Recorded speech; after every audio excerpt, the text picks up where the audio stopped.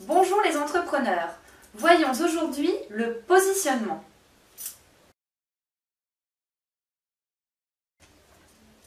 Le positionnement, c'est ce que représente votre produit, votre service ou encore votre entreprise dans la tête de vos clients ou prospects par rapport à l'idée qu'ils se font du produit, service ou encore de l'enseigne de vos concurrents. L'intérêt est de mettre en avant au moins un critère distinctif d'achat de votre produit ou service, de manière à ce qu'il réponde à la fois à la demande de vos clients ou prospects et qu'il soit distinctif de celui de vos concurrents. Ceci dans le but de pallier à la concurrence, voire aux produits de substitution. Prenons pour exemple le positionnement des eaux minérales, vous allez comprendre tout de suite. Par exemple, vous attendez d'une eau minérale, qu'elle soit bonne pour la santé et respectueuse pour l'environnement, vous allez opter pour Volvic, né dans l'écosystème des volcans. Vous souhaitez une eau bonne pour la santé et pour le transit, vous allez opter Épar, un esprit libre dans un corps libre.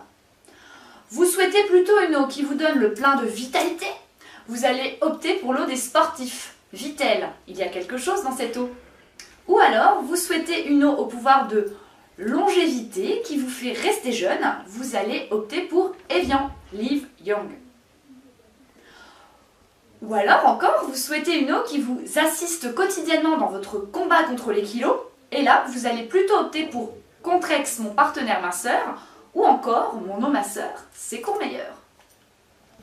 Vous voyez, chacune de ces eaux répond à un besoin consommateur et ont pour la plupart un caractère différenciateur. Mais comment établir votre positionnement? C'est très simple. Primo, analysez votre marché cible. Qui sont-ils? Leur âge, leur catégorie socio-professionnelle, etc. Qu'attendent-ils de votre produit ou service? Quels chiffres d'affaires peuvent-ils vous générer et pour combien de temps?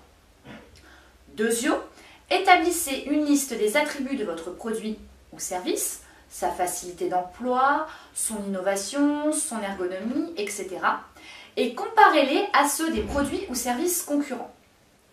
Évaluez ensuite sur chacun des attributs qui est le meilleur, vos concurrents ou vous.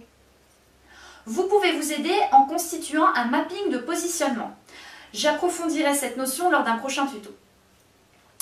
Tertio, vérifiez maintenant que les attributs de votre produit ou service, que vous considérez comme meilleurs, soient bien en adéquation avec les attentes prioritaires de votre cible. Et enfin, justifiez le positionnement choisi en apportant des preuves tangibles comme des tests clients ou prospects par exemple. Avant de vous lancer, sachez qu'en marketing, le positionnement est la dernière étape quant à une stratégie marketing produit, service ou encore enseigne. Elle vient après la segmentation et le ciblage, deux notions que j'aborderai plus précisément lors de prochains tutos.